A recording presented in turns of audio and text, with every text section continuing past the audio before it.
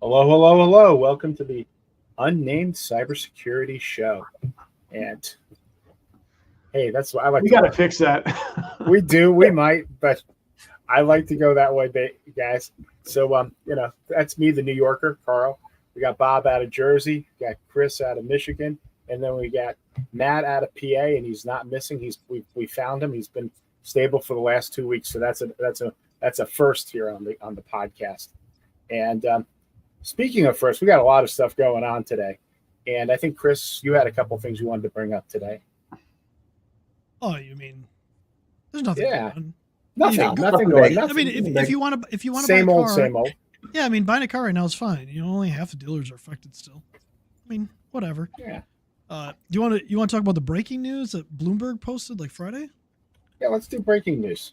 So, by the time you guys hear this, will be a couple days old from Bloomberg, but they posted that CDK technology we talked about last week was going to pay the ransom. They did admit it was a ransom event, and the ransom was tens of millions of dollars. That we, yeah, alleged. It's a lot of data. It's a lot of data. Boy, just the personal data that seems to be exposed in this, and the reason the ransom was so high was because of that. One, they needed to get the decryption key to try to recover their information, and two, it was so that the data that they stole wasn't going to get leaked. So this tells us that pretty much everything you thought that they stole, they probably did. So social security numbers, all the I want to run some barroom math with you guys as far as how bad this can be, because I used to work at a car dealership. Uh-oh. So on average, so we're talking 15,000 dealers, give or take. And again, we're gonna fudge this. It's not exact, but I'm just gonna go with some guesstimates. Average car dealership sells around 100 cars. Some sell less, some more. So we're gonna say that per month. A month. So per month on the average, and that's a small shop, maybe a couple lines depending where you are, and so you got 12 months of that. Normal deals for a car when I was selling was we would take about 3 to 4 credit apps before somebody walked out the door. Meaning, deals fall through. You put the app in. You thought you were going to want it. Maybe you switch to another car. Maybe you go to somebody else gets a dealership. So that's what your average is.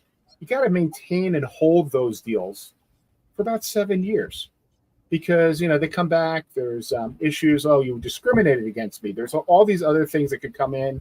Or did we get the fairnesses? So that comes out on to the average dealership to around 30,000, give or take, applications that they should have on file if they destroyed their applications on the 7th year when they no longer needed them. Oh yeah, I'm sure that's happening. What are the If chances? they did that, and if the software worked, so let's say that's around 30,000. You multiply that by 15,000, you're coming around 450 million potential records. Yes, there's a lot of duplications. Yes, there's a lot of stuff there. So let's just take 400 million records, give or take, that are there. We're not even talking about the employees that work there. Average dealership has about 100 employees. Incredible turnover in car dealerships. So you're talking, if you got 100 employees, you may be turning over, 5-10% every month. It's not unusual to have that many people, just because the salespeople, most of them didn't make it on the floor, and they were constantly churning those people. So you got that. So it gets larger the longer you start to think about it. And yes, it can be, it's big. So when we say it's a tsunami of data, we haven't seen anything quite like this. This is just starting to get, this news cycle is just starting to come up. This is great stuff. Let me go to my document I have here. This is important stuff, guys. Uh-oh. This is Got a document. Yeah, this is CDK Global, the state of dealership cybersecurity for 2023. Let's start. Let's I usually that's my nighttime reading, but I like to read that report. It's short. Don't worry. It's not like they were hacked or anything. No. Oh, defending against cyber threats is more important than ever. That seems to check out. That's pretty accurate information right now. That's fair. Yeah. Key findings. They list 7 things that dealers should be, top threats for 2023. I realize we're in 2024. Things change. Number 1 was email phishing. Seems relevant. 2, lack of employee awareness. Okay.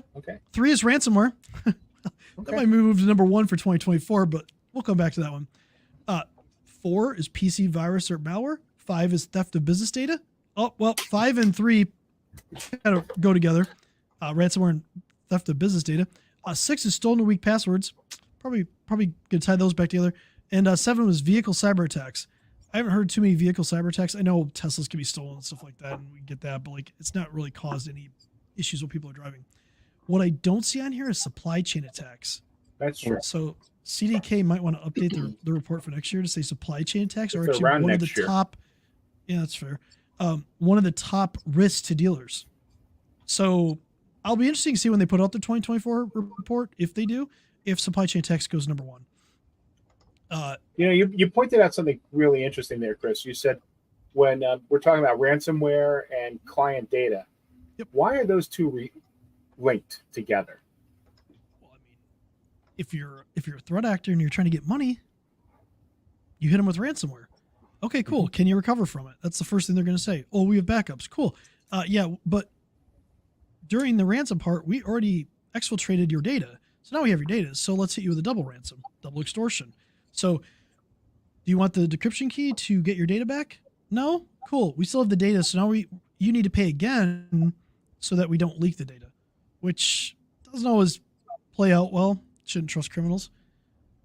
But the group that they got hit by, we didn't even talk about that yet. Yeah. Is allegedly called Black Suit Ransomware Gang. And most people have never heard of Black Suit. They're relatively new. They came on April, May 2023. What happens in a lot of these groups is when they get busted or they have problems inside the groups, they'll disband, but they'll come back together. And there's always giveaways. Their code will look the same as like what another group was. So these guys really look like they were the Royal Ransomware Gang. They were the ones that hit Dallas, I believe, the city of Dallas. Okay. Yep. A couple years ago. But if you go back further, they really look like they were Conti. And Conti was one of the biggest players in ransomware for a long time. And they had some internal flux. Somebody actually posted their entire processes and procedures document. Well, when the Ukraine and Russia invaded each other, a bunch of Ukrainians posted online. Yeah, they posted like their internal documentation. They had some pretty good processes because they had just like simple people could just go through and run through the scripts and stuff like that and do it. And then they would just pass it off to somebody more advanced if they needed to get more. They had an employee of the month program and a recruiting bonus for ransomware. I'll say this: the employee of the month is probably the person who got them access into CDK. Just saying. I'm sure. Yeah, that's the employee of the year for them. Maybe. So this is what they're dealing with. They're dealing with a very sophisticated group of people, highly sophisticated. They have not been added to Black Suit's dark website yet. That is not. So we're not entirely sure. We're going off of what we've What's heard. being reported. Yeah. So that's been reported by Bleeping Computer.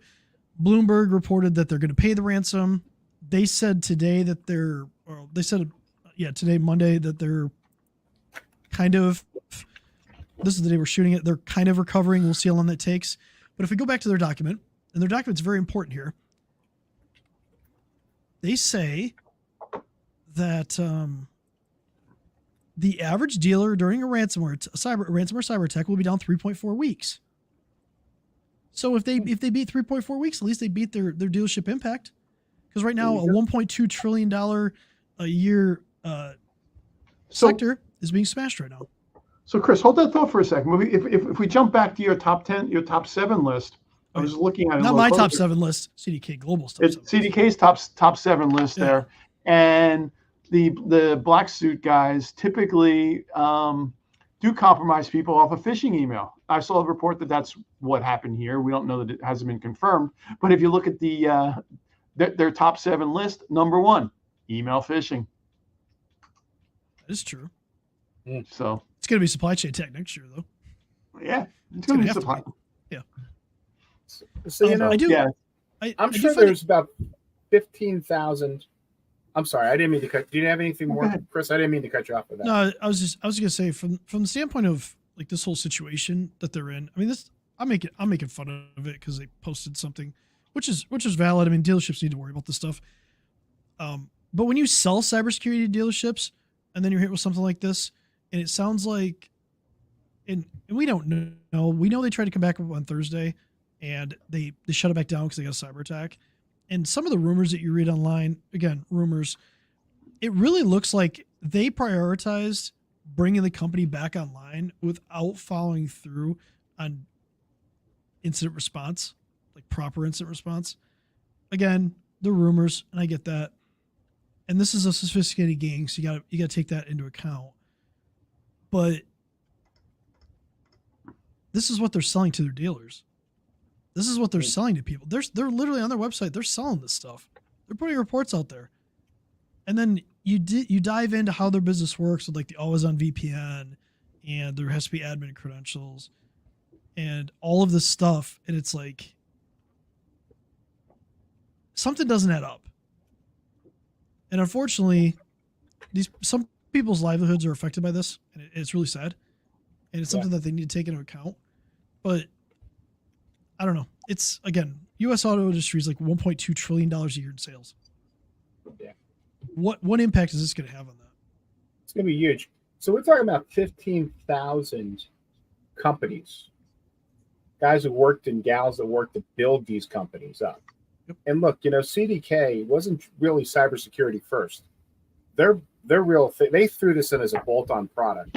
What their real processes still are is financing, payroll, order, inventory, things like that. All the other stuff that runs in a dealership.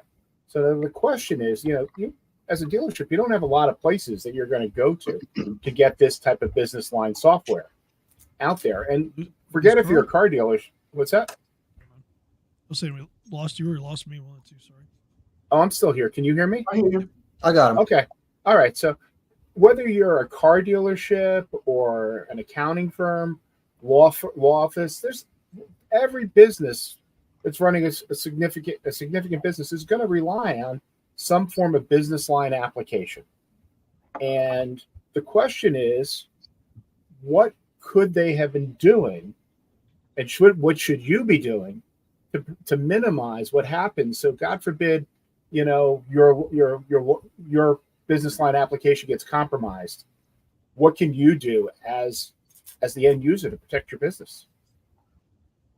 What should you be doing? Should you be relying 100% on one resource?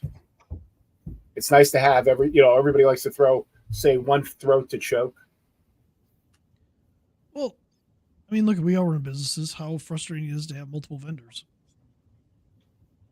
right? It can be incredibly frustrating when you're trying to solve problems for people and you have to use 10 different solutions to do it. So I get from a dealer standpoint of trying to consolidate down to one vendor. It's just like, to your point, it's incredibly dangerous to do that. You are relying on them to do everything right. And we don't know how, like, let's say you do cybersecurity with CDK. They're probably outsourcing it. It's probably not part of their actual, and maybe I know they're owned by private equity. Maybe it's part of their private equity. Maybe it's some other company in the private equity group. But it's something that when you start reading into this, like, to your point, a lot of these dealers didn't get IT and cybersecurity from them, and a lot of them put controls in place to really minimize the impact of what if CDK was hit. But what about the ones that didn't? And I think that's the scary part. But here we are. It's actually just kind of sad. It's one reason I haven't had much to say. I mean, the whole scenario with how many people are employed that might not get paid long term. I mean, we'll see how this plays out. It's just sad. There's no other way I have to put it. And we didn't even talk about Crown Equipment. They make forklifts, and they were hit with cyber attack, and they're saying that basically hourly employees were told to go file for unemployment. This happened the last couple weeks too. So it really is catastrophic to these companies, to these communities, to these people.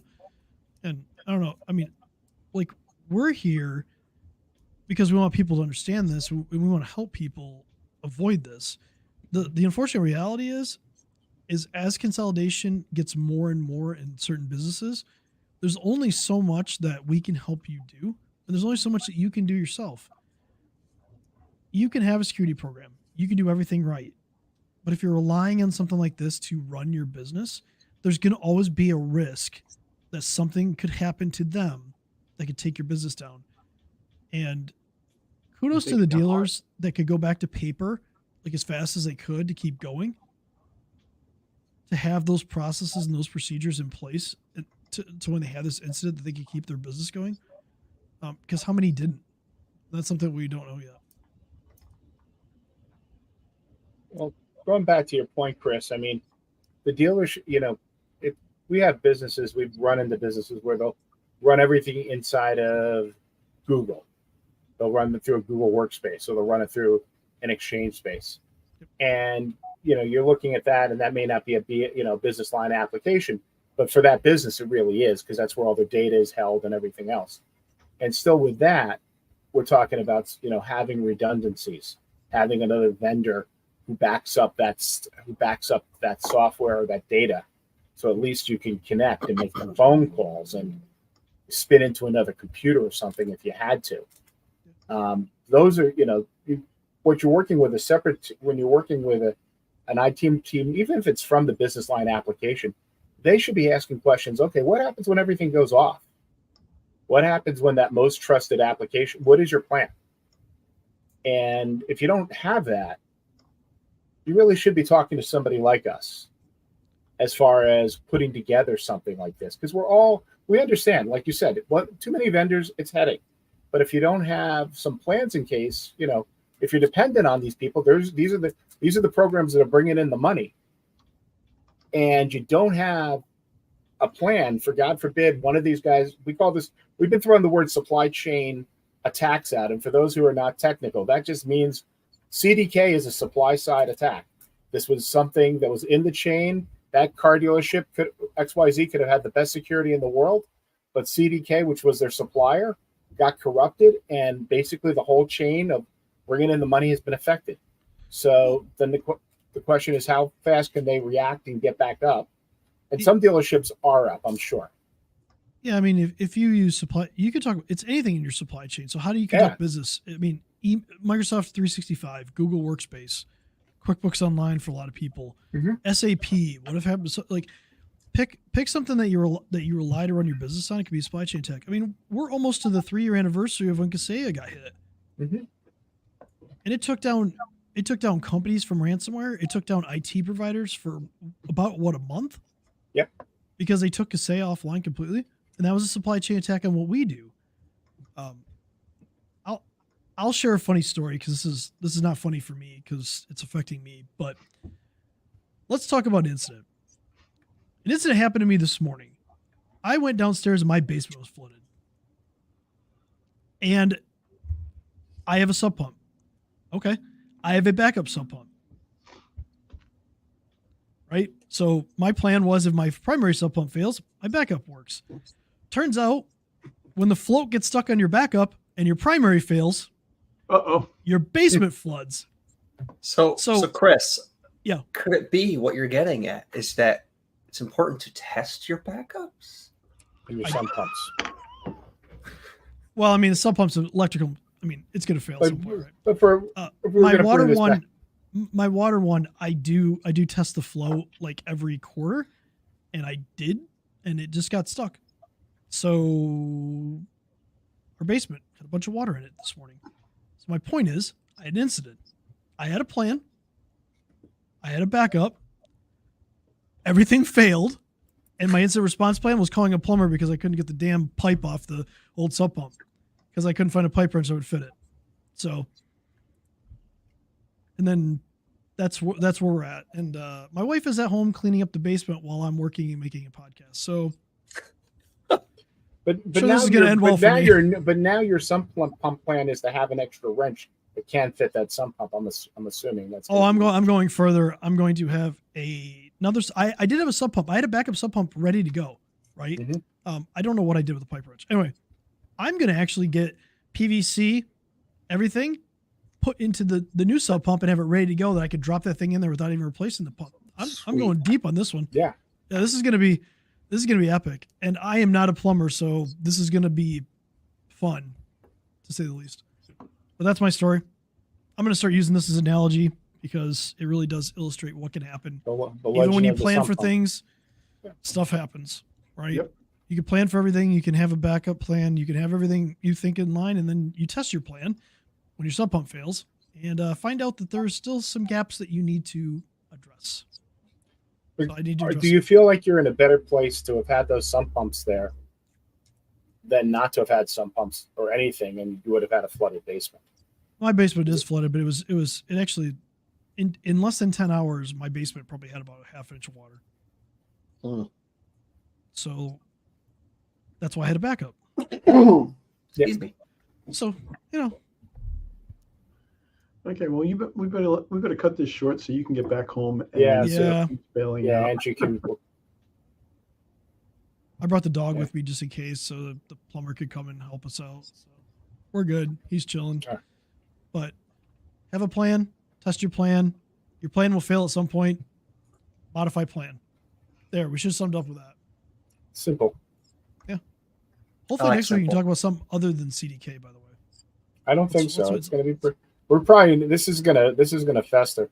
We haven't gotten half the story out. yeah. But anyway, This is gonna be interesting.